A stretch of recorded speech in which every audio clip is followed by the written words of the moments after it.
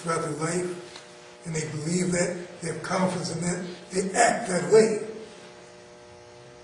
But a person can be beautiful, have been told all their life that they're not, and they will act as though they are. And they will be hateful around people who they misperceive,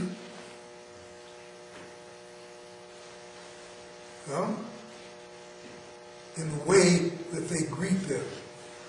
Well, see, he didn't greet me like he greeted that. Maybe it's the way I look, the way I've been treated all my life. People always deal with me that way, so I get treated this way. So now I'm very angry, and I'm looking for somebody to slight me.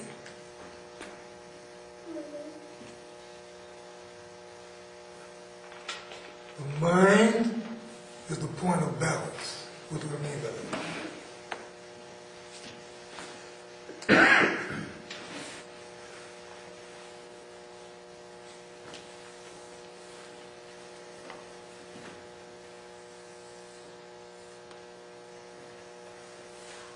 Three below, three above. Number 4, the mind.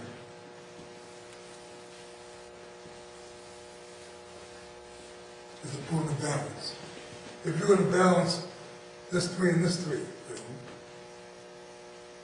takes the mind to balance it. It takes the mind to balance the physical with the spiritual. It's a body, mind, and spirit. It takes the mind to balance the physical with the spiritual. It takes the mind to balance the emotional with the cosmic.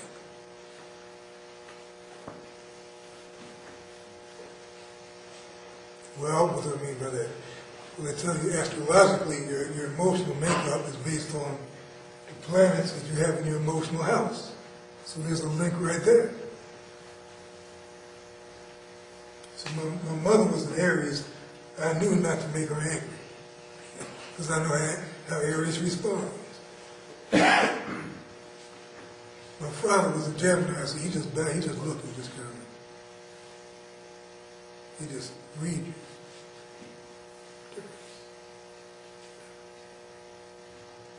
So there's a connection between our emotion and the planets themselves. But when you can't use this to its utmost, you don't know how to, it's just something you read. So that's the difference between Carlos and most people. Carlos understands this, so he can go into all this and show you how it manifests cosmically. Anyone that knows Carlos knows what I mean.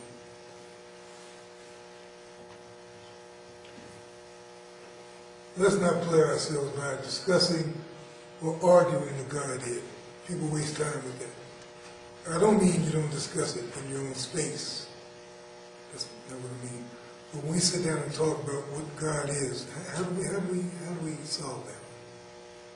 Someone says Buddha, someone says Christ, someone says Jehovah, someone says Olarum. How do we get to that? You make decisions based upon your desires right here on this level. So you got to evolve to the point where you get out of this madness before you can even talk about God. How you talk about God, you don't even know you got psychological hang-ups, emotional hang-ups. How are you going to really talk about God? That'd be like me trying to discuss this young lady, and this is the first time I've ever seen her. I know her name, but I don't know her. And we're on the same plane. And look how removed we are from each other, just by time and space. So now you're removed by time and space from the Godhead.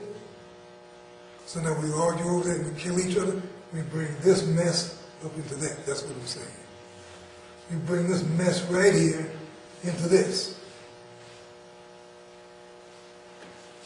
And then you form hatred based upon how you vision the Godhead as opposed to how someone else visions it. So to me, this is the biggest joke of going into a spiritual tradition, not having handled your basic problems, and decide to argue and hate somebody based upon how they view the Godhead. That's a waste of time. And I use it as an example of how we take something meant for our emancipation, and because we don't have the full working of the mental body, we misrepresent this thing right here. If we say spirit, the essential quality of a human being of life, then how can you kill somebody or maim somebody or injure somebody in the name of the spirit? How could you dislike somebody or argue with somebody, truly hate them in the name of the spirit? That's because you're talking about this, you've never really gotten there. That's what that is. I'm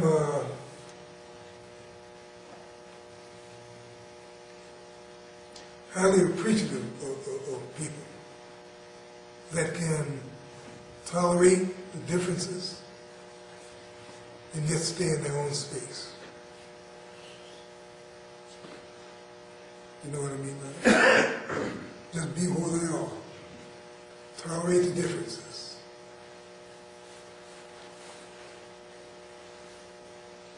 Not expand the differences, just tolerate what's there.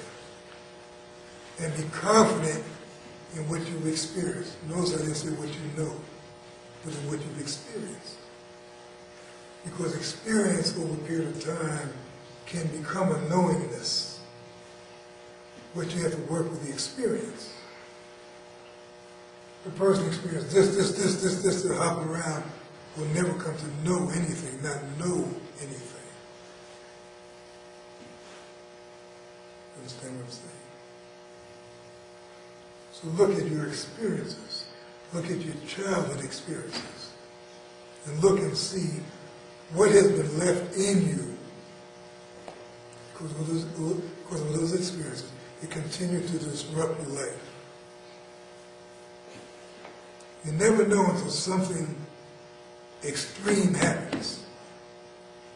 Then you see the extreme behavior. They say, oh, I'm still there. I thought I was somewhere else, but I haven't been angry in about a year, but I hadn't experienced something like this. I see I have the same capacity for anger and bitterness and resentment. I say, wow, I'm still there. Yeah. Because this can give the illusion. Spiritual teachings can give the illusion that you're somewhere where you really aren't. Calming words. Words that give confidence. Like the Nation of Islam, we're told that God was black and didn't come to save nobody but us. Then you hear that he's an Arab that was selling rugs from door to door. So God is black, he's an Arab, and he lives on a mothership. But he got Chinese pilots on the mothership because black pilots can't fly the mothership. You begin to listen to these things and say, oh, okay. So when people ask me, why do you leave the Nation of Islam? That's one reason. It was good serving with men. That part was good. But the fantasies and the fairy tales, I didn't really need that. Didn't really need that. But that was right up there with Santa Claus and the Easter Bunny. I really didn't need that. This is a schematic of a liberation system. It's a schematic of a liberation system. If you're going to liberate yourself physically through the art, you have to understand how to go beyond desire.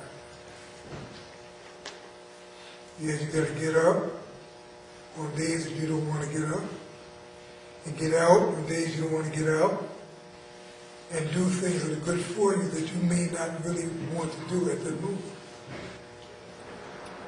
You have to practice discipline on this level. It's difficult to practice discipline if you don't know what it is.